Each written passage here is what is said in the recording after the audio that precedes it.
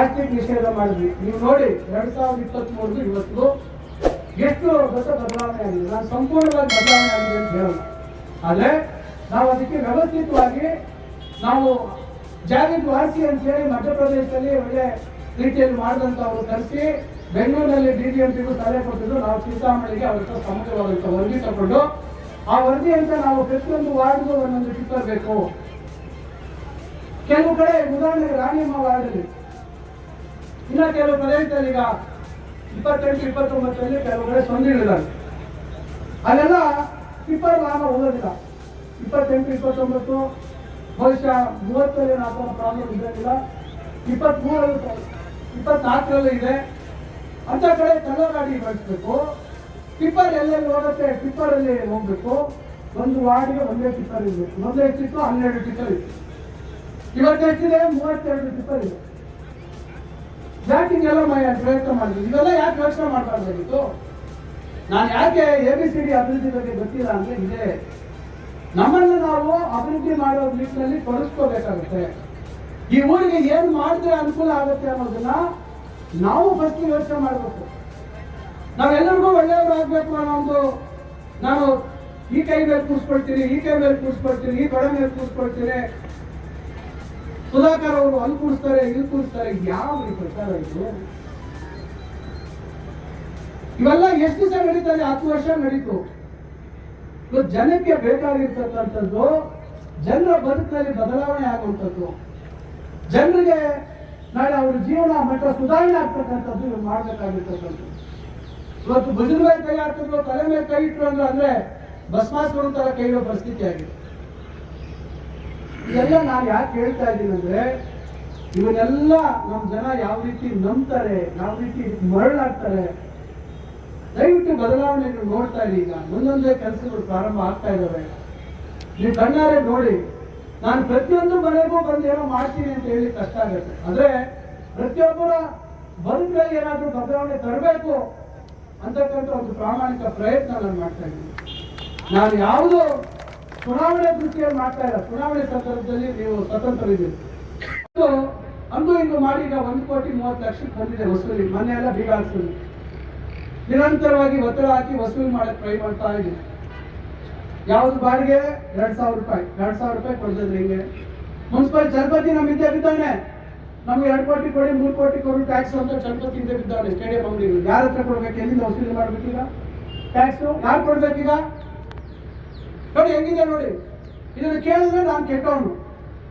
ಮತ್ತೆ ಅಂಗಡಿ ಕಟ್ಕೊಂಡು ಸೀಟ್ ಹಾಕೊಂಡು ರೋಡ್ ಬಂದ್ಬಿಡೋದು ಮುಂದೆ ವ್ಯಾಪಾರಕ್ಕೆ, ಅದಕ್ಕೆ ಗ್ರಿಲ್ ಹಾಕೊಂಡ್ಬಿಡೋದು. ಎಷ್ಟು ಸರಿ ಬಾಡಿಗೆನೂ ಕಟ್ಟಲ್ಲ ನೀವು, ಮತ್ತೆ ರಸ್ತೆ ಎನ್ಕ್ರೋಚ್ಮೆಂಟ್ ಮಾಡ್ಕೊಂಡು ವ್ಯಾಪಾರ ಮಾಡ್ತೀರಾ. ನಾವಿನ್ ಏನ್ ಮಾತಾಡ್ದಿರೋ ಸುಮ್ಮನೆ ಇದ್ರೆ ಇವರಲ್ಲಿ ಏನಪ್ಪ ಯಾರು ಹೇಳೋರಿಲ್ಲ ಕೇಳೋರಿಲ್ಲ ಅಂತ ಹೇಳೋರು ಇದ್ದಾರೆ.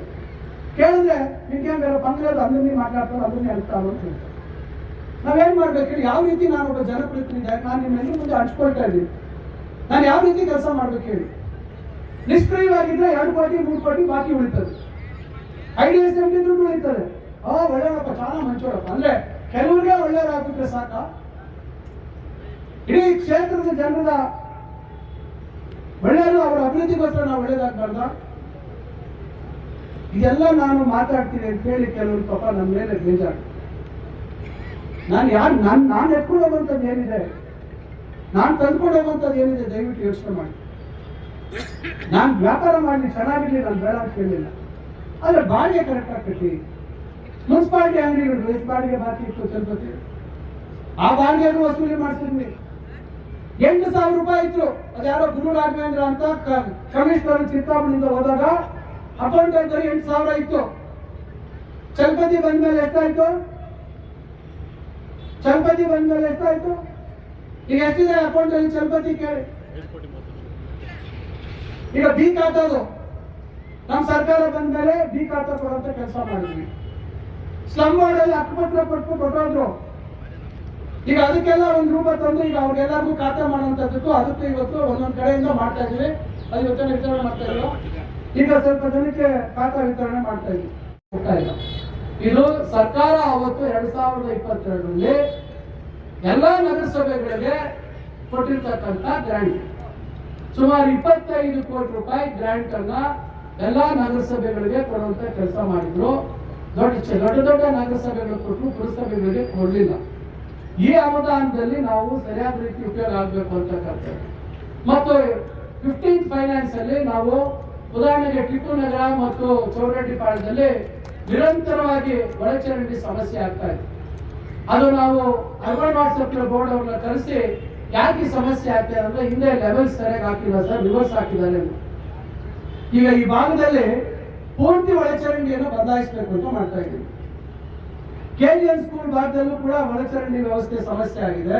ಇನ್ನ ಕೆಲವು ಕಡೆ ಎಲ್ಲೆಲ್ಲಿ ಇದೆ ಅಂತ ಹೇಳಿ ಅದನ್ನೆಲ್ಲ ಗುರುತಿಸಿ ಇನ್ನ ಬೇರೆ ಹೇಳ್ತೀನಿ ನಾನು ಹೇಳೋದು ಸಂದರ್ಭದಲ್ಲಿ.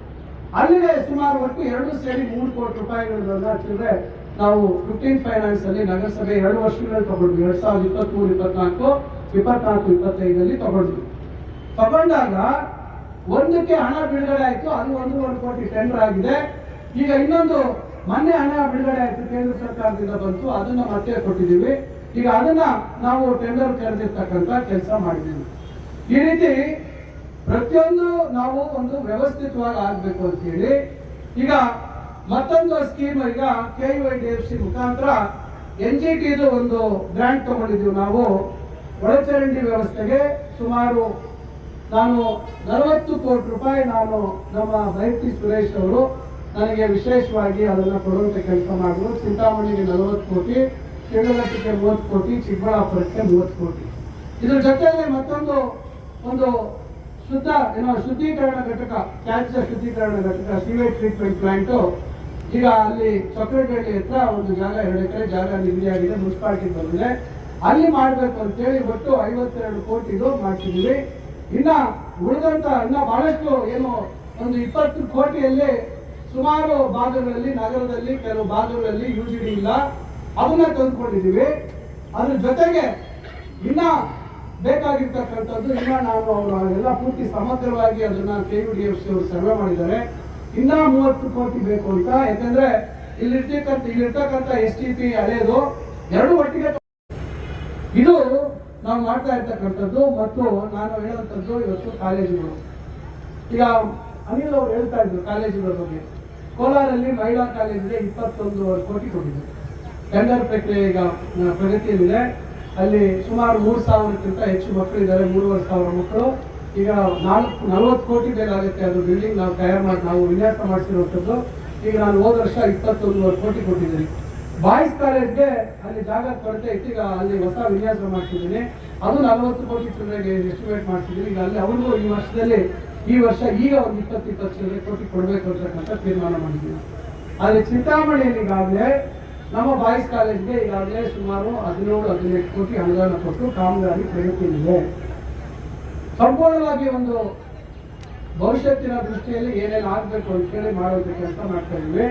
ಅದೇ ರೀತಿ ನಮ್ಮ ಮಹಿಳಾ ಕಾಲೇಜಿಗೆ ಜಾಗ ಸಮಸ್ಯೆ ಆಗ್ತಾ ಇತ್ತು. ಮತ್ತೆ ಬಿಲ್ಡಿಂಗ್ ಮೇಲೆ ಪಾಪ ಅವನ್ಯಾರೋ ನಮ್ಮಲ್ಲಿ ಒಬ್ಬ ಇಂಜಿನಿಯರ್ ಇದ್ದ, ಒಬ್ಬ ರಿಟೈರ್ಡ್ ಆಗ್ಬಿಟ್ಟು, ಅವ್ನ ಹೆಸರು ಬೇಡ, PWD ಆ ಮೇಲೆ ಕಂಬಿಗಳು ಕಟ್ ಮಾಡಾಕಿದ್ದಾರೆ. ಮೇಲೆ ಕಟ್ಟಕ್ಕಾಗ್ಲಿ, ಮೇಲೆ ಕಂಬಿ ಕಟ್ ಮಾಡ್ಬಿಟ್ಟು ಹೆಂಗಾಗುತ್ತೆ, ಗ್ರೌಂಡ್ +3 ಫ್ಲೋರ್ ಅಂತಿದ್ರೆ ಗ್ರೌಂಡ್ +2 ಆದ್ಮೇಲೆ ಕಂಬಿ ಬಿಟ್ಟಿರ್ಬೇಕಲ್ಲ ಮೇಲೆ ಕಟ್ಟಕ್ಕೆ.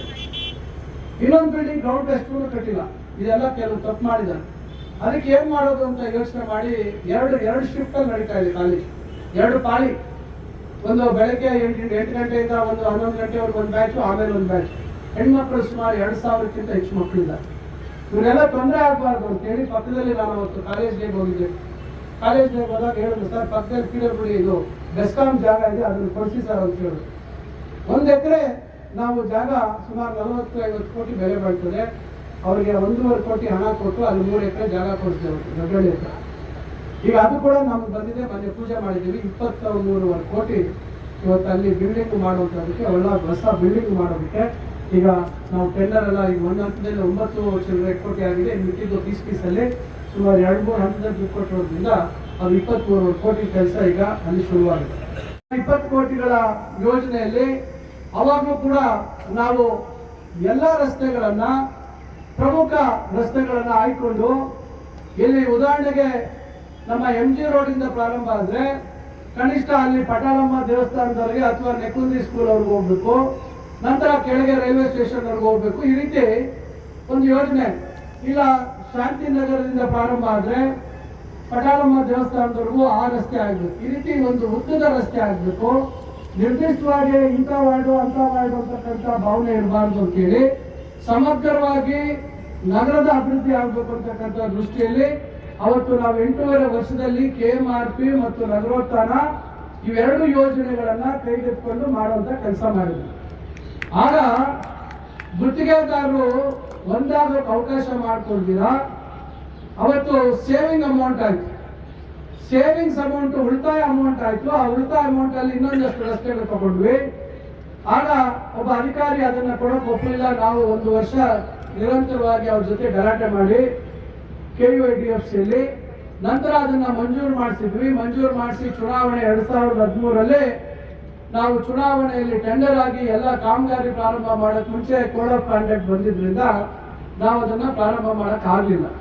ನಂತರ ನಾವು ಸೋತ ಮೇಲೆ ಆ ಕಾಮಗಾರಿಗಳಾಯ್ತು. ಅದು ಬಹಳಷ್ಟು ಜನ ಏನಪ್ಪ ಯಾರೋ ಹೊಸ ಶಾಸಕರು ಬಂದಿದ್ದ ಕೂಡಲೇ ಕೆಲಸ ಆಗೋಯ್ತು ಅಂತಕ್ಕಂಥ ಭಾವನೆ, ಅವ್ರು ನಾವೇ ಮಾಡಿಸ್ಬಿಟ್ವಿ ಅಂತ ಹೇಳ್ಕೊಡುವಂತ ಒಂದು ಕೆಲಸವನ್ನ ಮಾಡಿದ್ವಿ. ಇದು ಜೊತೆಗೆ UIDSSMT ಸ್ಕೀಮ್ ಅಂತ ಅದನ್ನ ನಾವು ಇಡೀ ನಗರದ ಸಮಗ್ರ ಅಭಿವೃದ್ಧಿ ಆಗ್ಬೇಕು ಅಂತೇಳಿ ನಾವು ಒಂದು ಏಜೆನ್ಸಿ ಅವರಿಗೆ ನಾವು ಹಿಂದೆನೆ ನಾವು ನಗರಸಭೆಯಿಂದ ಅವರಿಗೆ UGD ಇರ್ಬೋದು, ಚರಂಡಿ ಇರ್ಬೋದು, ರಸ್ತೆ ಇರ್ಬೋದು, ಲೈಟ್ ಇರ್ಬೋದು, ಇವೆಲ್ಲ ಕೇಂದ್ರ ಸರ್ಕಾರ ಅವತ್ತು UPA ಸರ್ಕಾರದಲ್ಲಿ UIDSSMT ಸ್ಕೀಮ್ ಇತ್ತು. ಅದ್ರಲ್ಲಿ ಹಣ ತರಬೇಕು ಅಂತೇಳಿ ಒಂದು ಅಂದಾಜು ನಾವು ನಿಕೇತನ್ ಕನ್ಸಲ್ಟೆಂಟ್ಸ್ ಅಂತ ಹೇಳಿ ಅವರಿಗೆ ಕೊಟ್ಟಿದ್ವಿ. ನಾವು ಹಿಂದೆ ಎಸ್ಟಿಮೇಟ್ ಮಾಡಿಸಿದ್ವಿ ಅಂಬೇಡ್ಕರ್ ಕಾಲೋನಿ. ಚುನಾವಣೆ ಸಂದರ್ಭದಲ್ಲಿ ನಾನೆಲ್ಲ ಕರ್ಕೊಂಡು ಹೋದಾಗ ಒಂದೊಂದು ಮನೆಯಲ್ಲೂ ನೋಡಿದೆ. ನನಗೆ ಬಹಳ ನೋವಾಯ್ತು. ಬಹಳ ಸಣ್ಣ ಮನೆಯಲ್ಲಿ 2 ಸಂಸಾರ 3 ಸಂಸಾರ ಇದೆ. ಇವೆಲ್ಲ ಏನಾದ್ರೂ ಇದಕ್ಕೆ ಮಾಡಲೇಬೇಕು ಅಂತ ಅವತ್ತು ನನಗೆ ಕಣ್ಣಲ್ಲಿ ನೀರು ಬಂದ್ಕೊಡು. ಅವತ್ತು ನಾನು ನೋಡಿದೆ, ನಾನು ಅವ್ರಿಗೆ ಹೇಳಿದೆ, ಅಲ್ಲಿ ನನ್ನ ಕರೆಸಿ ಭಾಷಣ ಮಾಡಿದಾಗ ನಾನು ಹೇಳಿದೆ, ಇಲ್ಲ ನಾನು ಚುನಾವಣೆ ಆದ್ಮೇಲೆ ಏನಾದ್ರು ಮಾಡ್ತೀನಿ ಅಂತ. ಚುನಾವಣೆ ಆದಾಗಿಂದ ನಾನು ಜಾಗ ಹುಡುಕ್ತಾ ಇದ್ದೀನಿ. ಆಶ್ರಯ ಬೆಳವಣಿಗೆ ಕಡೆ ಮಾಡೋಣ ಅಂದ್ರೆ ಜಾಗ ಸಾಕಾಗಲ್ಲ.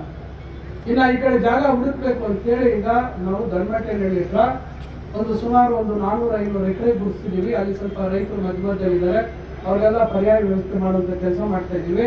ಮತ್ತು ಅಲ್ಲಿ ಇರ್ತಕ್ಕಂಥ ಸರ್ಕಾರಿ ಜಾಗ ನಮ್ಮ ನೆಕ್ಕುಂದಿ ಕೆರೆಯಿಂದ 40 ಕಿಲೋಮೀಟರ್ ನಮಗೆ ಅಲ್ಲಿ ಎಲ್ಲ ಮಾಡಬೇಕು ಅಂತ ಮಾಡ್ತಾ ಇದ್ದೀವಿ. ನಾಳೆಯಿಂದ ರೋವರ್ ಸರ್ವೆ ಮಾಡಿಸಿ ಅಲ್ಲೆಲ್ಲ ಸರ್ವೆ ಎಲ್ಲ ಆದ್ಮೇಲೆ ಸರ್ಕಾರಿ ಪ್ರಸ್ತಾವನೆ ತಗೊಂಡೋಗಿ ಅದನ್ನ ನಾವು ಮಂಜೂರು ಮಾಡಿಸ್ಕೋಬೇಕು. ಆಮೇಲೆ ಅದನ್ನ ಅಭಿವೃದ್ಧಿ ಮಾಡಬೇಕು. ಈಗಾಗಲೇ ಕರ್ನಾಟಕ ನಮ್ಮ ಗೃಹ ನಿರ್ಮಾಣ ಮಂಡಳಿಯವರ ಜೊತೆ ಮಾತಾಡಿದ್ದೀವಿ. ಸಂಪೂರ್ಣವಾಗಿ ನಮ್ದು ನಗರಸಭೆಯಲ್ಲಿ ಯಾವುದೇ ಖರ್ಚು ಇಲ್ದಿರ ಅರ್ಧದಷ್ಟು ಅವರಿಗೆ ಜಾಗ ಕೊಟ್ರೆ ಅವ್ರು ಪೂರ್ತಿ ರಸ್ತೆ ಚರಂಡಿ, ಒಳಚರಂಡಿ ಇವೆಲ್ಲ ಅಭಿವೃದ್ಧಿ ನಮ್ದು ಲೇಔಟ್ ಏನು ಇವತ್ತಿನ ಮಾಡರ್ನ್ ಲೇಔಟ್ ಮಾಡೋದಕ್ಕೆ ನಾವು ಅವ್ರ ಹತ್ರ ಮಾತಾಡಿದೀವಿ. ಅವರು ಮಾಡ್ಕೊಡಕ್ ಹೇಳಿದ್ದಾರೆ. ರಾಜೀವ್ ಗಾಂಧಿ ಹೌಸಿಂಗ್ ಕಾರ್ಪೊರೇಷನ್ ಅವರು ಮಾಡಕ್ ಹೇಳಿದ್ದಾರೆ. ಅವಾಗ ಏನಾಗುತ್ತೆ, ಬಡವರಿಗೆ ಒಂದಷ್ಟು 50% ಸೀಟ್ ತೆಗೆದಿಟ್ಬಿಡ್ತೀವಿ ಇದು ಸೈಟು. ಮತ್ತೆ ಅವರು ಬೇರೆ ಸೈಟ್ಗಳನ್ನ ದೊಡ್ಡ ಸೈಟ್ ಮಾಡಿ ಅವ್ರು ಯಾರ್ಯಾರು ನಮ್ಮ ಸಿದ್ದಾಮಣಿಯಲ್ಲಿ ಯಾರ್ಯಾರಿಗೆ ಶಕ್ತಿ ಇದೆ, ಯಾರ್ಯಾರು ಆಕ್ಷನ್ ಅಲ್ಲಿ ಮತ್ತೊಂದು ಅವ್ರು ಏನ್ ನಿಗದಿ ಮಾಡ್ತಾರೆ ಅದಕ್ಕೆ ತಗೊಳಕ್ಕೆ ಸೈಟ್ಗೆ ಅವಕಾಶ ಇರ್ತದೆ. ಈ ರೀತಿ ಯಾಕಂದ್ರೆ ಆಶ್ರಯ ಲೇಔಟಲ್ಲಿ ಇವತ್ತಿಗೂ ನಾವು ಸಂಪೂರ್ಣವಾಗಿ ಎಲ್ಲ ರೋಡ್ ಮಾಡಿಲ್ಲ. ಅವತ್ತು ನಾವು ಮಾಡಿದ್ಬಿಟ್ರೆ ಇನ್ನು 4-5 ರೋಡ್ ಏನೋ 3-4 ರೋಡ್ ಸಣ್ಣ ರೋಡ್ ಆಗಿದ್ ಬಿಟ್ರೆ ಪೂರ್ತಿ ಪ್ರಮಾಣದಲ್ಲಿ ರೋಡ್ ಆಗಿದೆ. ಇದನ್ನ ಇವೆಲ್ಲ ನೋಡಿರ್ತಕ್ಕಂಥದ್ದಾಗಿ ಅದಕ್ಕೆ ಪೂರ್ತಿ ಅಭಿವೃದ್ಧಿ ಹೊಂದಿರತಕ್ಕಂಥ ಬಡಾವಣೆ ಕೊಡಬೇಕು ನಮ್ಮ ಜನಗಳಿಗೆ ಅಂತಕ್ಕಂಥದ್ದು ಈ ಪ್ರಯತ್ನ ಕೂಡ ನಾವು ಮಾಡ್ತಾ ಇದ್ದೀವಿ. 2 ವರ್ಷದಲ್ಲಿ ನಿರಂತರ ಸತತ ಹುಡುಕಾಟ ಮಾಡಿ ಮಾಡಿ ಮಾಡಿ ಇವತ್ತು ಒಂದು ಮಟ್ಟಕ್ಕೆ ತರುವಂತ ಕೆಲಸ ಮಾಡ್ತಾ ಇದ್ದೀವಿ. ಇವೆಲ್ಲ ಅರ್ಜಿಗಳನ್ನ ಕರೆದ್ರು. ಯಾರು ಅವರು ಆಯುಕ್ತರು ಯಾರಿದ್ದು ನಮ್ಮ ಲಕ್ಷ್ಮಿ ಅವರ ಅಣ್ಣ ಯಾರಪ್ಪ, ನಮ್ಮ ಕಾರ್ತಿಕ್, ನಮ್ಮ ಇದು ಕರೇಪಲ್ಲಿ ಲಕ್ಷ್ಮಿ ರಾಜಣ್ಣ ಅವರು, ನೆನ್ಪು ಮಾಡ್ಕೊಳ್ಳಿ ವಜೀರ್, ನಾನು ಯಾವುದು ಬರ್ತಿಲ್ಲ. ರಾಜಣ್ಣ ಅವರು ಪೌರಾತ್ರಿದ್ದಾಗ ಕಾಂಗ್ರೆಸ್ಗೆಲ್ಲ ಹಾಕಿದ್ರು 1000 ಮನೆಗೆ ದುಡ್ಡು ಕಟ್ಟಿ ಅಂತ.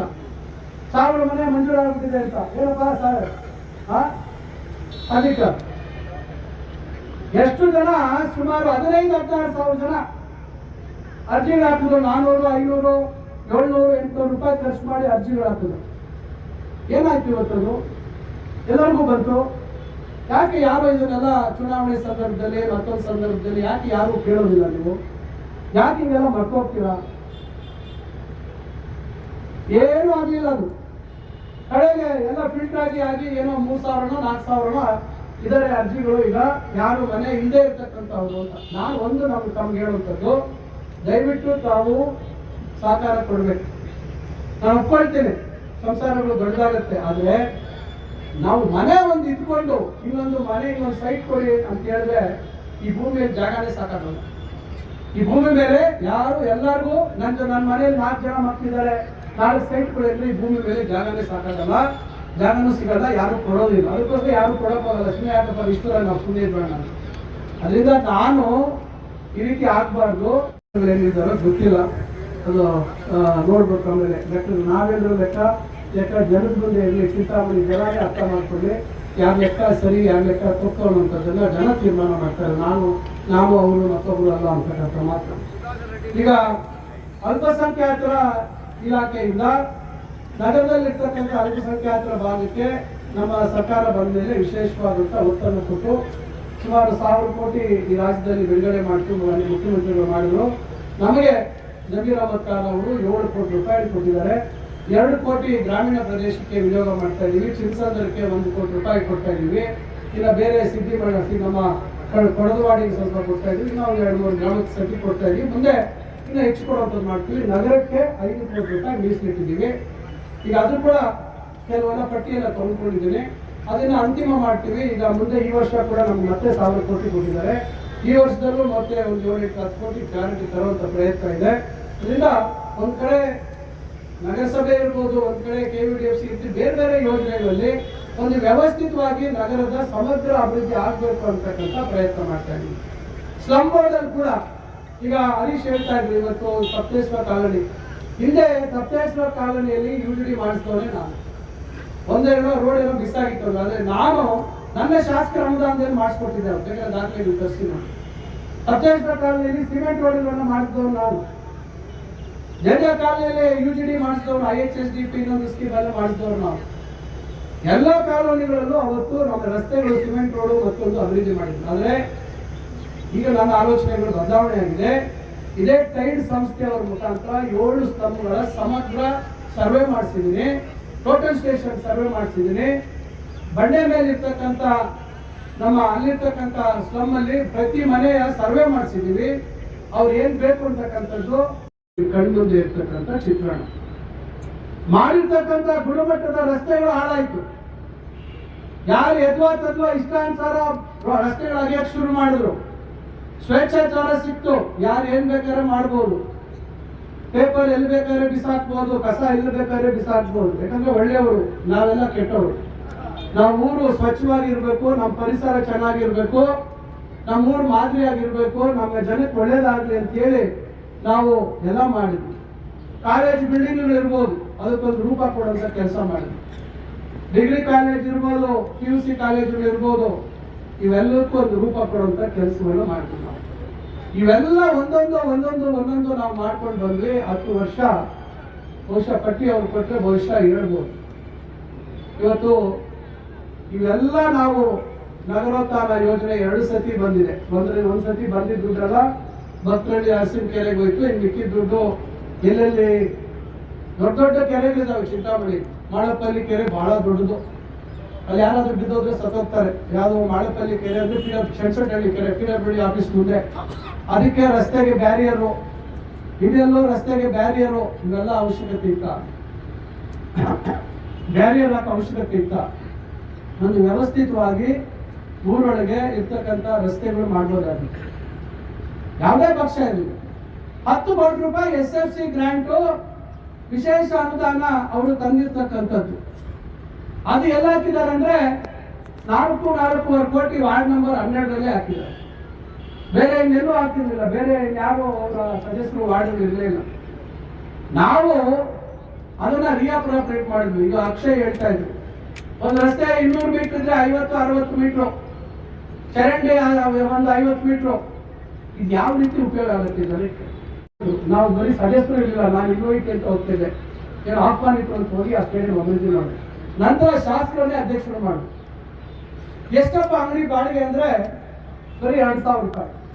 ಬೇರೆಯವ್ರಿಗೆ ಎಷ್ಟು ಕೊಟ್ಟಿದ್ದಾರಪ್ಪ ಅಂದ್ರೆ 13-14 ಸಾವಿರ ರೂಪಾಯಿ ಕೊಟ್ಟಿದ್ದಾರೆ. ಇನ್ನು ಕೆಲವರು ಲೀಸ್ ಹಾಕೊಂಡ್ಬಿಟ್ಟಿದ್ದಾರೆ. ಲೀಸ್ ಅಂದ್ರೆ ಗುಡ್ ವಿಲ್ ಕಜ್ಮಲ್ ಗುಡ್ ವಿಲ್ ಎಷ್ಟು 10 ಲಕ್ಷ 15 ಲಕ್ಷ 20 ಲಕ್ಷ ಗುಡ್ ವಿಲ್ ಅಂದ್ರೆ ಬಿಲ್ಡಿಂಗ್ ಕಟ್ಟಿದವ್ರು ಯಾರು, ಜಾಗ ಯಾರ್ದು, ಅವ್ರು ಗುಡ್ ವಿಲ್ ನೋಡಿ ಹೆಂಗಿದೆ ಕತೆ. ಇದನ್ನ ಕೇಳಿದ್ರೆ ನಾನು ಕೆಟ್ಟವ್ರು, ಏನಪ್ಪ ನಮ್ಗೆಲ್ಲ ತೊಂದರೆ ಕೊಡ್ತೇನೆ ಗೆದ್ಬಿಟ್ಟು.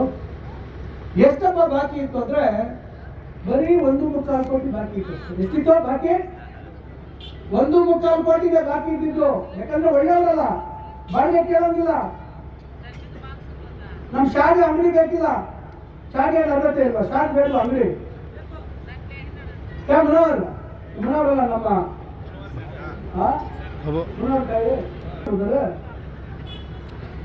हमारा इनको दे दो, हमारा क्या वो ನಾನು ಹೇಳುವಂಥದ್ದು ನೋಡಿ, ಇದು ಯಾವ ರೀತಿ ಸರಿ ಯೋಚನೆ ಮಾಡಿ. ಒಬ್ಬ ಜನಪ್ರತಿನಿಧಿಯಾಗಿ ಶಾಸಕರಾಗಿ ಏನಕ್ಕೆ ಅಂಗಡಿ ಕಟ್ಟಿದ್ದು, ನಮ್ಮ ತಂದೆಯವರು ಏನಕ್ಕೆ ಅದು ಅಂಗಡಿ ಕಟ್ಟಿಸಿದ್ದು, ನಾವೇನಕ್ಕೆ ಅಂಗಡಿ ಕಟ್ಟಿದ್ದು ಹೇಳಿ? ಅಂಗಡಿಯಿಂದ ವ್ಯಾಪಾರ ಆಗಲಿ, ಬದುಕು ಕಟ್ಕೊಳ್ಳಿ, ನಾವು ಬೇಡ ಅಂತ ಹೇಳಿಲ್ಲ, ವ್ಯಾಪಾರ ಮಾಡಲಿ, ಬದುಕು ಕಟ್ಕೊಳ್ಳಿ. ಆದ್ರೆ ಆ ದುಡ್ಡು ಕಟ್ಟಿದ್ರೆ ಸ್ಟೇಡಿಯಂ ಅಭಿವೃದ್ಧಿ ಆಗುತ್ತೆ ಇಲ್ವೋ?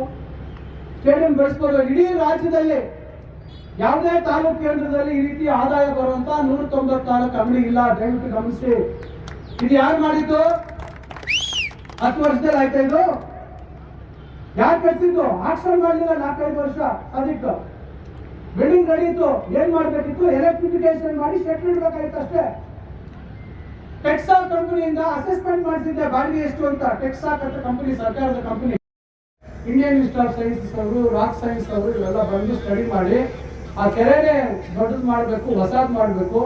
ಮುಂದೆ ಎತ್ತಿನೊಳೆ ನೀರು ಬಂದಾಗ ನೀರು ಶೇಖರಣೆ ಜಾಸ್ತಿ ಆಗಬೇಕು. ಭವಿಷ್ಯತ್ತು 2052ನೇ ಇಸ್ವಿವರೆಗೂ ಚಿಂತಾಮಣಿ ಬೆಳವಣಿಗೆಯನ್ನು ಗಮನದಲ್ಲಿ ಇಟ್ಕೊಂಡು ಇದನ್ನ ದೊಡ್ಡದು ಮಾಡಬೇಕು ಅಂತೇಳಿ ಮಾಡುವಂತ ಕೆಲಸಕ್ಕೆ ನಾವು ಕೈ ಹಾಕಿದ್ವಿ. ಇವೆಲ್ಲ ಮಾಡೋದಕ್ಕೆ ಆಗ ಅವ್ರ ಮೊನ್ನೆ 1.5 ತಿಂಗಳಿಂದ ಹೇಳ್ತಾರೆ, ಇಲ್ಲ 25 ಕೋಟಿ ಸಾಲಲ್ಲ, ಇದನ್ನು ಇಷ್ಟೊಂದು ಟೆಂಡರ್ ಆಗಿ ಪೂಜೆ ಮಾಡಿಬಿಡ್ತಾ ಇದ್ವಿ. 80 ಕೋಟಿ ಬೇಕು ಅಂತ. ಈ 80 ಕೋಟಿ ಕೂಡ ಸುರೇಶ್ ಅವರು ಒಪ್ಕೊಂಡು 80 ಕೋಟಿನೂ ಕೊಡುವಂತ ಕೆಲಸ ಮಾಡಿದ್ದಾರೆ. ಇನ್ನ ಎಸ್ಟಿಮೇಟ್ ಎಲ್ಲ ರೆಡಿ ಇದೆ. ಅದು ಸ್ಟೇಟ್ ಲೆವೆಲ್ ಕಮಿಟಿಯಲ್ಲಿ ಕ್ಲಿಯರ್ ಆಗಿದ ತಕ್ಷಣ ನೆಕ್ಸ್ಟ್ ಟೆಂಡರ್ ಮಾಡ್ತಾರೆ. ಇದ್ರ ಜೊತೆಯಲ್ಲಿ ಕನಂಪಲ್ಲಿ ಕೆರೆಯನ್ನು ದೊಡ್ಡದು ಮಾಡಬೇಕು. ಈಗ ಹರೀಶ್ ಅವ್ರು ಕೇಳ್ತಾ ಇದ್ರು, ನಮ್ಗೆ ಭತ್ತಲ್ಲಿ ಹಸಿರು ಕೆರೆ ನೀರು ತಂದೆ ಅಂತ. ಎಷ್ಟು ಜನಕ್ಕೆ ಎಲ್ಲಿ ಕೊಡಕ್ಕಾಗತ್ತೆ? ಹಸಿರು ಕೆರೆಯಲ್ಲಿ ಎಷ್ಟಿದೆ ನೀರು? ಈ ವರ್ಷ ನೀರು ಮಳೆನೂ ಬರಲಿಲ್ಲ, ನೀರು ಇಲ್ಲ.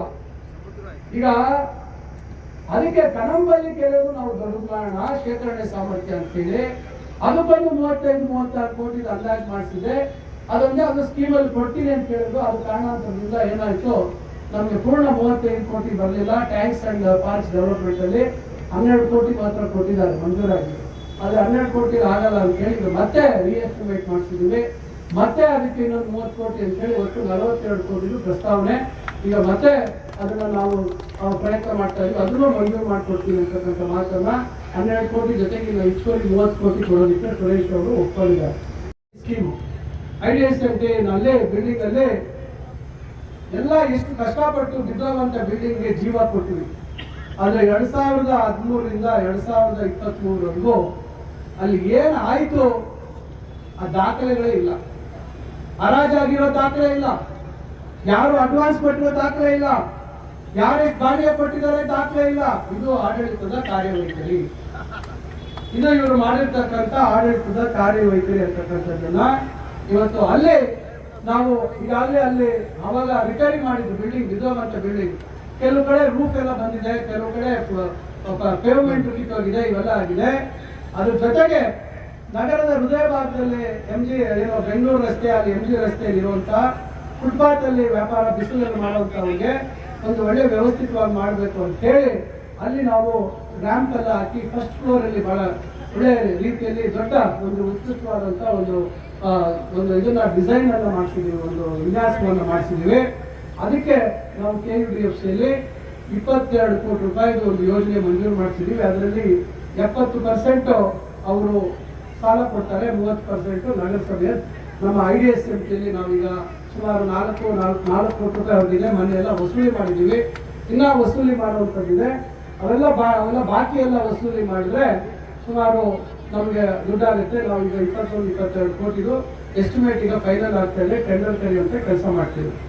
ಈಗ ಮತ್ತೊಂದು ಸ್ಕೀಮ್ ಡಲ್ಟ್ ಅಂತಕ್ಕಂಥ ಸ್ಕೀಮಲ್ಲಿ directorate of urban land transport ಅಂತೇಳಿ ಡಲ್ಟ್ ಅಂತಕ್ಕಂಥ ಯೋಜನೆಯನ್ನ ನಾನು ಹುಡುಕಿದೆ. ಅದಿತ್ತು ಬಹಳ ಜನಕ್ಕೆ ಗೊತ್ತಿರಲಿಲ್ಲ. ಬರೀ ಬಸ್ ಸ್ಟ್ಯಾಂಡ್ಗೆ ಅದಕ್ಕೆ ಕೊಟ್ಬಿಡ್ತಾ ಇದ್ರು ದುಡ್ಡು.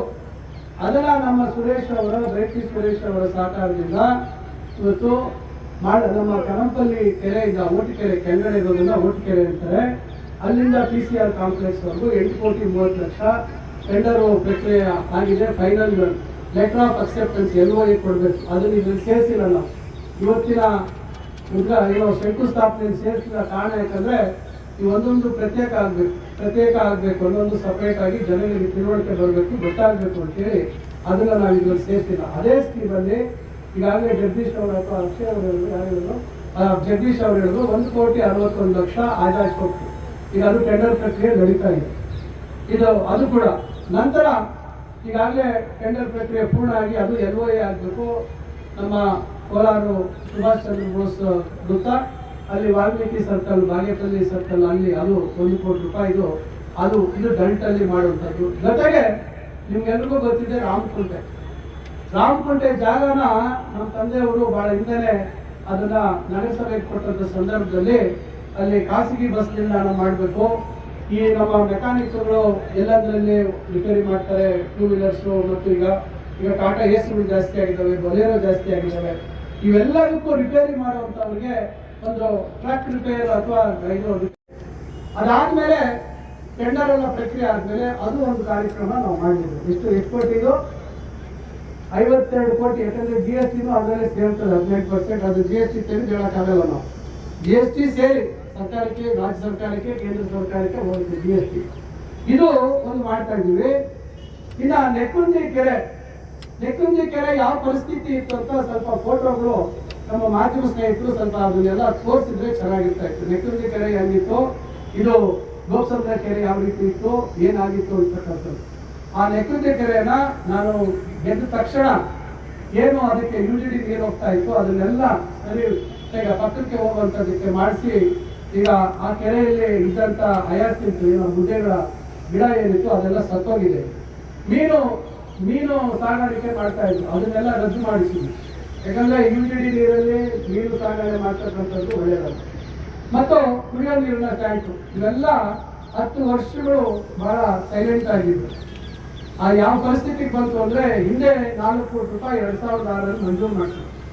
ಬರೀ 2 ಕೋಟಿ ಬರೀ ಡೀಸೆಂಟ್ ಮಾಡ್ತಿದ್ದೆ ನೆಕ್ಕುಂಜಿ ಕೆರೆ. ಆ ಸಂದರ್ಭದಲ್ಲಿ ಸೋಮೇಶ್ವರ ದೇವಸ್ಥಾನದ ಹತ್ರ ಟ್ರೀಟ್ಮೆಂಟ್ ಪ್ಲಾಂಟ್ ಮಾಡಿಸಿದ್ದೆ.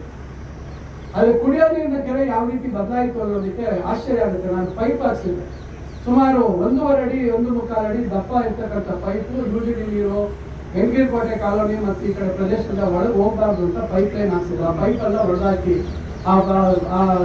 ಆ ಮ್ಯಾನ್ವಲ್ ಎಲ್ಲ ಹೊಡೆದಾಕಿ ಅದೆಲ್ಲ UGD ನೀರೆಲ್ಲ ಕೆರೆಗೆ ಬಿಟ್ಕೊಂಡಿದ್ರು. ಏನು ಮೀನು ಸಾಗಾಣಿಕೆ ಮಾಡಿ ಯಾರು ಮಾಡ್ತಾ ಇದ್ರು ಏನು ಅನ್ನೋದು ಬಹುಶಃ ಬಹಳಷ್ಟು ಜನಕ್ಕೆ ಗೊತ್ತಿದೆ. ಇವೆಲ್ಲ ಒಂದೊಂದು ಬಗೆಹರಿಸುವಂತ ಕೆಲಸ ಮಾಡಿದ್ವಿ. ನಾನು ಆಗ ನೆಕ್ಕುಂಜಿ ಕೆರೆ ಅಭಿವೃದ್ಧಿ ಮಾಡಬೇಕು ಅಂತ ಹೇಳಿ ನಾವು ಯೋಚನೆ ಮಾಡಿ ನಾವು ಒಂದು ಅಂದಾಜು ತಯಾರು ಮಾಡಿದ್ವಿ 35 ಕೋಟಿಗೆ. ಆ 35 ಕೋಟಿ ಕೂಡ ಬೈರತಿ ಸುರೇಶ್ ಅವರು ಮಂಜೂರು ಮಾಡಿಕೊಟ್ರು. ಮಾನ್ಯ ಮುಖ್ಯಮಂತ್ರಿಗಳು ಸಿದ್ದರಾಮಯ್ಯನವರು, ಉಪಮುಖ್ಯಮಂತ್ರಿಗಳು ಶಿವಕುಮಾರ್ ಅವರು, ಇವರೆಲ್ಲರ ಪ್ರಯತ್ನ, ನಮ್ಮ ಸುರೇಶ್ ಅವರು ಸಲಹೆ ಕೊಟ್ಟರು, ಬೈರತಿ ಸುರೇಶ್ ಅವರು, ರಹೀಂ ಖಾನ್ ಅವರು ಅದಕ್ಕೊಂದು ತಿದ್ದುಪಡಿ ತಂದ್ರು. ಇವರೆಲ್ಲ ಸೇರಿ ಇವತ್ತು ಬೀಕಾಕ ಇಡೀ ರಾಜ್ಯದಲ್ಲಿ ಇವತ್ತು ಎಷ್ಟು ಜನ ಬಡವರಿಗೆ ಅನುಕೂಲ ಆಗ್ತಾ ಇದೆ. ಇಲ್ಲಾಂದ್ರೆ ನಿಮ್ಗೆ ಯಾವ್ದು ಲೋನ್ ಸಿಗಲ್ಲ, ಯಾವುದು ನಿಮ್ಗೆ ಮನೆ ಕಟ್ಟೋದಕ್ಕೆ ಲೈಸೆನ್ಸ್ ಸಿಗಲ್ಲ. ಯಾರೋ ಒಬ್ರು ನಿಮ್ಗೆ ಆಗ್ತಾ ಇರುವಂತ ಯಾರೋ ಒಬ್ರು ಇರ್ತಾರೆ, ಒಬ್ಬರು ದೂರ ಕೊಡ್ತಾರೆ ಮುನ್ಸಿಪಾಲಿಟಿಯಲ್ಲಿ. ಮುನ್ಸಿಪಾಲಿಟಿ ಅವ್ರು ನಿಮ್ಗೆ ತೊಂದರೆ ಮಾಡ್ತಾರೆ. 95% ಎಲ್ಲ ಸಿಕ್ಕಾಪಟ್ಟೆ ನಡೀತಾ ಇರುವಂತ ಕನ್ಸ್ಟ್ರಕ್ಷನ್ ಎಲ್ಲ ಯಾವುದು ಲೈಸೆನ್ಸ್ ಇಲ್ಲ, ಲೈಸೆನ್ಸ್ ಇದ್ದರೆ ನಡೀತಾ ಇದೆ. ಇವೆಲ್ಲ ಸರಿ ಮಾಡೋದು ಬೇಡವಾ? ಇವೆಲ್ಲ ಒಂದೊಂದು ನಾವು ಭವಿಷ್ಯತ್ತಿನ ದೃಷ್ಟಿಯಲ್ಲಿ ನೀವೆಲ್ಲರಿಗೂ ಮುಂದೆ ಒಳ್ಳೇದಾಗಬೇಕು ಅನ್ನುವಂಥ ಪ್ರಯತ್ನದಲ್ಲಿ ಆ ದೃಷ್ಟಿಯಲ್ಲಿ ನಾವು ಇವೆಲ್ಲ ಮಾಡಿರ್ತಕ್ಕಂಥದ್ದು. ಇವತ್ತು 5 ಕೋಟಿ ಮೇಲೆ ಇವತ್ತು ನಗರಸಭೆಯಲ್ಲಿ ದುಡ್ಡಿದೆ. IDSMT ಅಕೌಂಟ್ ಅಲ್ಲಿ ಸುಮಾರು 3.4 ಕೊಡ್ತಿದೆ. IDSMT ಬಿಲ್ಡಿಂಗ್ ಅಕೌಂಟ್ ಅಲ್ಲಿ ಇವೆಲ್ಲ ದುಡ್ಡು ಎಲ್ಲಿಂದ ಬಂತು? 8,000 ಇದ್ದಿದ್ದು. ಇದು ನೀರಿನ ಟ್ಯಾಂಕರ್ ದುಡ್ಡು ಕೊಟ್ಟಿರ್ಲಿಲ್ಲ. ಹಿಂದೆ ಮಾಡಿರ್ತಕ್ಕಂಥ ಟ್ಯಾಂಕರ್ ದುಡ್ಡು ಅದನ್ನು ಇವತ್ತು ಒಂದೊಂದು ಕೊಡ್ತಾ ಇದೀವಿ. ನಾವು ಹಳೆ ಬಾಕಿ ಎಲ್ಲ ತೀರಿಸ್ತಾ ಇದೀವಿ. ನಗರಸಭೆ ಯಾವ ರೀತಿ ನಡೀಬೇಕು? ಒಳ್ಳೆ ಅಧಿಕಾರಿ ಬೇಕಲ್ವಾ ನಗರಸಭೆ ಆಡಳಿತ ನಡೆಸೋದಕ್ಕೆ?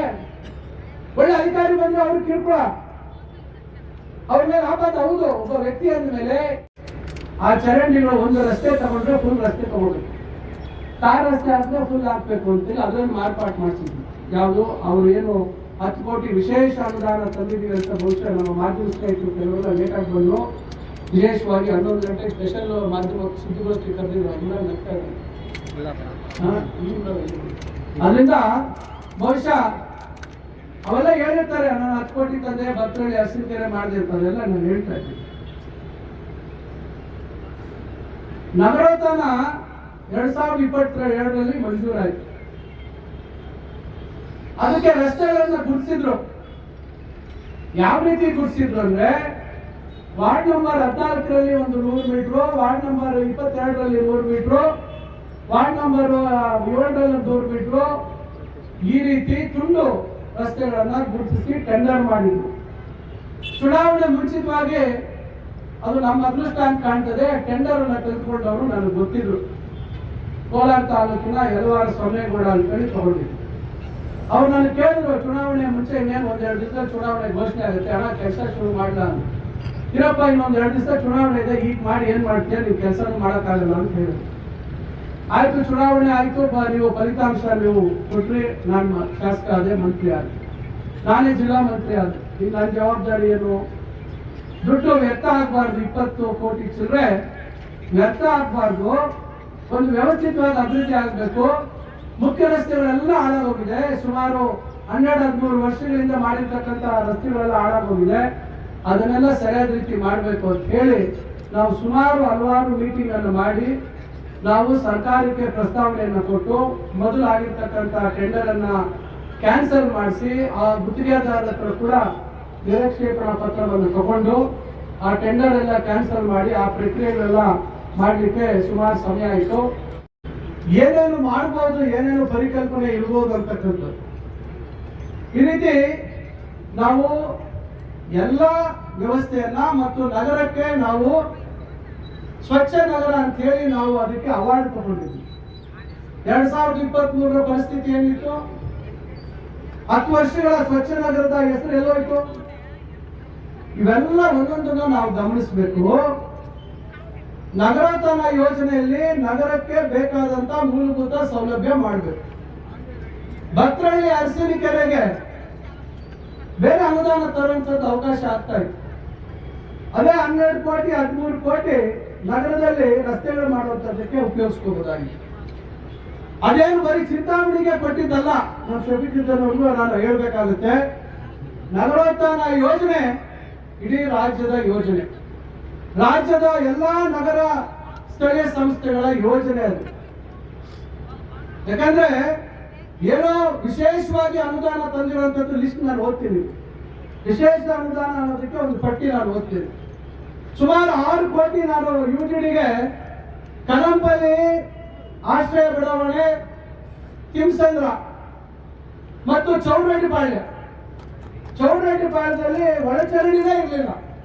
ಬಹಳ ಜನ ದಯವಿಟ್ಟು ನೆನೆಸ್ಕೊಳ್ಳಿ, ಯಾರು ಚೌಡರೆಡ್ಡಿಪಾಳ್ಯದಲ್ಲಿ ಒಳಚರಂಡಿ ಮಾಡಿಸಿದ್ದು, ಯಾರು ಚೌಡರೆಡ್ಡಿಪಾಳ್ಯದಲ್ಲಿ ರಸ್ತೆಗಳ ಮೇಲೆ ಹಾಕ್ಸಿದ್ದು, ಯಾವ ಅವಧಿಯಲ್ಲಿ ಆಯ್ತು, ದಾಖಲೆಯನ್ನು ತಗೊಳ್ಳಿ. ಮುನ್ಸಿಪಾಲಿಟಿಯಲ್ಲಿ 6 ಕೋಟಿ ಅಷ್ಟು ಅನುದಾನ ತಂದು ಇವೆಲ್ಲ ಆ ಕಡೆ ಭಾಗದಲ್ಲಿ ಮಾಡಿ ನೆಕ್ಕುಂದಿ ಕೆರೆಗೆ ಗಲೀಜ್ ನೀರು ಹೋಗ್ತಾ ಇದೆ ಅಂತ ಹೇಳಿ ಅದಕ್ಕೆ ಪೈಪ್ ಲೈನ್ ಹಾಕ್ಸಿದ್ವಿ. ಶುದ್ಧೀಕರಣ ಘಟಕ ಮಾಡಬೇಕು ಅಂತ ಹೇಳಿದ್ವಿ. ಅಲ್ಲಿ ಮುಕ್ಕನಹಳ್ಳಿ ಕೆರೆಯಲ್ಲಿ ಜಾಗ ನಮ್ಮ ಇವರು ಒಪ್ಲಿಲ್ಲ, NGT ಅವರು ವಿರೋಧ ಮಾಡ್ತಾರೆ ಅಂತ ಹೇಳಿ ಅದನ್ನು ಬೇಡ ಅಂತ ಹೇಳಿದ್ರು. ಕಡೆಗೆ ನಾವು ಅಲ್ಲಿ ಭೂಸ್ವಾಧೀನ ಮಾಡಿಕೊಂಡು ಮಾಡೋಣ ಅಂತ ಹೇಳಿ ಅದೊಂದು ಪೆಂಡಿಂಗ್ ಆಯ್ತು. ಈ ರೀತಿ ಹಲವಾರು ಕೆಲಸಗಳನ್ನ 8.5 ವರ್ಷದಲ್ಲಿ ಮಾಡುವಂತದ್ದಾಯ್ತು. ರಸ್ತೆ ಆಗ್ಬೇಕು ಅಂತೇಳಿ ಉದಾಹರಣೆಗೆ MG ರೋಡ್ ಇಂದ ದೊಡ್ಡಪೆ ನಮ್ಮ ಏನೋ ಊರ್ ಮುಂದೆ ರಸ್ತೆ ಪೂರ್ತಿ ಅಲ್ಲಿವರೆಗೂ ಶಾಂತಿನಗರವರೆಗೂ ಆಗ್ಬೇಕು. ಅಲ್ಲಿರ್ತಕ್ಕಂಥ ಕ್ರಾಸ್ ರೋಡ್ ಆಗ್ಬೇಕು. ಮತ್ತೆ ಅಲ್ಲಿಂದ ಪಟಾಳಮ್ಮನ ದೇವಸ್ಥಾನಕ್ಕೆ ಬರಬೇಕು. ಆಜಾದ್ ಚೌಕಿಂದ ನಿಮ್ಗೆ ಗೊತ್ತಿದೆ, ಒಂದು ಎಕ್ಸ್ಪ್ರೆಸ್ ಲೈನ್ ಹಾಕೋದಕ್ಕೆ ನಮ್ಮ ರೈಲ್ವೆ ಸ್ಟೇಷನ್ಗೆ ಆ ರಸ್ತೆ ಎಲ್ಲ ಹಾಳು ಮಾಡಾಕಿದ್ದಾರೆ. ಅದು ಕೂಡ ಆ ರಸ್ತೆಗೆ ಹಾಕ್ಬೇಕು ಅಂತೇಳಿ ಅಲ್ಲಿಂದ ಹಿಡಿದು ಸೀದಾ ಆ ರಸ್ತೆ ಪೂರ್ತಿ ಹಾಕುವಂಥದ್ದಕ್ಕೆ ಅದಕ್ಕೆ ಹಾಕಿದ್ದೀವಿ. ಈಗ ಉದಾಹರಣೆಗೆ ಇಲ್ಲಿ ಫಾರೆಸ್ಟ್ ಆಫೀಸಿಂದ ಹಿಡಿದು ಹಿಂಗೆ ಹೋಗಿ ವಾಣಿ ಸ್ಕೂಲು ಆ ರಸ್ತೆ ಅದನ್ನು ಹಾಕ್ಬೇಕು ಅಂತೇಳಿ ಅದನ್ನು ಮಾಡುವಂಥದ್ದು. ಈ ರೀತಿ ವೆಂಕಟಗಿರಿ ಕೋಟೆ ಮುಖ್ಯ ರಸ್ತೆ ಅವತ್ತು ಹಾಕಿದ್ದು, ಅದು ಹಾಕಿರಲಿಲ್ಲ. ತಪ್ಪೇಶ್ವರ ಕಾಲೋನಿಯಲ್ಲಿ ಮತ್ತು ವಿನೋಬ ಕಾಲೋನಿ SCP ಯಲ್ಲಿ ಸಂಪೂರ್ಣವಾಗಿ ಇನ್ನೊಬ್ಬ ಕಾಲನಿಯಲ್ಲಿ ರಸ್ತೆಗಳೆಲ್ಲ ಪೂರ್ತಿ ಹಾಳಾಗಿದೆ ಅಂತೇಳಿ ಅದನ್ನ ಪೂರ್ತಿ ಒಂದೇ ಸತಿ ಮುಗಿಸ್ಬೇಕು ಅಂತೇಳಿ ಅದಕ್ಕೆ ಹಾಕುವಂತ ಕೆಲಸವನ್ನ ಮಾಡಿದ್ದೀವಿ. ಈ ರೀತಿ ನಗರದ ಎಲ್ಲ ಪ್ರಮುಖ ರಸ್ತೆಗಳನ್ನ ಇವತ್ತು ಆಯ್ಕೆ ಮಾಡಿಕೊಂಡು ಕನಿಷ್ಠ ಹೆಚ್ಚು ಜನಸಂದಣಿ ಇರ್ತಕ್ಕಂಥ ರಸ್ತೆಗಳು ಅಭಿವೃದ್ಧಿ ಆಗಲಿ. ಮುಂದೆ ನಾವು ಬೇರೆ ಸ್ಕೀಮ್ಗಳಲ್ಲಿ ಬಡಾವಣೆಗಳಲ್ಲಿರ್ತಕ್ಕಂಥ ಉಳಿದಂತ ರಸ್ತೆಗಳನ್ನ ಮಾಡೋಣ ಅಂತ ಹೇಳಿ ನಾವು ಅದನ್ನ ಬದಲಾವಣೆ ತಂದು ನಮ್ಮ ಸದಸ್ಯರು ಮತ್ತು ನಾನು ನೋಡಿರ್ತಕ್ಕಂಥದ್ದನ್ನ ಗಮನದಲ್ಲಿ ಇಟ್ಕೊಂಡು ಅವೆಲ್ಲ ಬದಲಾವಣೆಗಳನ್ನ ಮಾಡಿ ಅದನ್ನ ಮತ್ತೆ ಅನುಮೋದನೆ ಮಾಡಿಸಿ ಡಿಸ್ಟ್ರಿಕ್ಟ್ ಲೆವೆಲ್ ಕಮಿಟಿಯಿಂದ ಮತ್ತೆ ನಾವು ಸ್ಟೇಟ್ ಲೆವೆಲ್ ಕಳಿಸಿ ಅಲ್ಲಿ ಅನುಮೋದನೆ ತಗೊಂಡು ಟೆಂಡರ್ ಅನ್ನ ಪ್ರಕ್ರಿಯೆ ಮಾಡಿ ಟೆಂಡರ್ ಪ್ರಕ್ರಿಯೆಯಲ್ಲಿ ಒಂದೆರಡು ಸತಿ ತಡ ಆಯಿತು. ಈಗ ಟೆಂಡರ್ ಎಲ್ಲ ಅನುಮೋದನೆಯಾಗಿ ಇವತ್ತು ಅದಕ್ಕೆ ಚಾಲನೆ ಕೊಡುವಂತ ಕೆಲಸ ಮಾಡಿದ್ದೀವಿ. ಒಳ್ಳೆ ರೀತಿ ಇರ್ತದೆ. ಇನ್ನೊಂದು ಅಕಸ್ಮಾತ್ ಸಣ್ಣ ಪುಟ್ಟ ನ್ಯೂನತೆಗಳು ಇರ್ತವೆ, ಸ್ವಲ್ಪ ಒಳ ಸ್ವಭಾವನೂ ಇರ್ತದೆ. ಒಂದೊಂದ್ಸತಿ ಗಟ್ಟಿಯಾಗಿ ಕೆಲಸ ಮಾಡ್ಬೇಕು. ಆದ್ರೆ ಒಂದೊಂದ್ಸತಿ ಏನಾಗುತ್ತೆ, ಅದು ಎಲ್ಲಿ ಪ್ರಯೋಗ ಆಗ್ಬೇಕು, ಒಂದೊಂದ್ಸತಿ ರಾಂಗ್ ಕಡೆ ಪ್ರಯೋಗ ಆಗ್ಬೇಕು. ಅದು ಸ್ವಲ್ಪ ನಾವು ಬದಲಾವಣೆ ಆಗ್ಬೇಕು. ಕೆಲವೆಲ್ಲ ಎಲ್ಲಿ ರಾಂಗ್ ಬಳಕೆ ಆಗುವಂಥದ್ದು ಸ್ವಲ್ಪ ಕಂಟ್ರೋಲ್ ಮಾಡ್ಕೋಬೇಕು.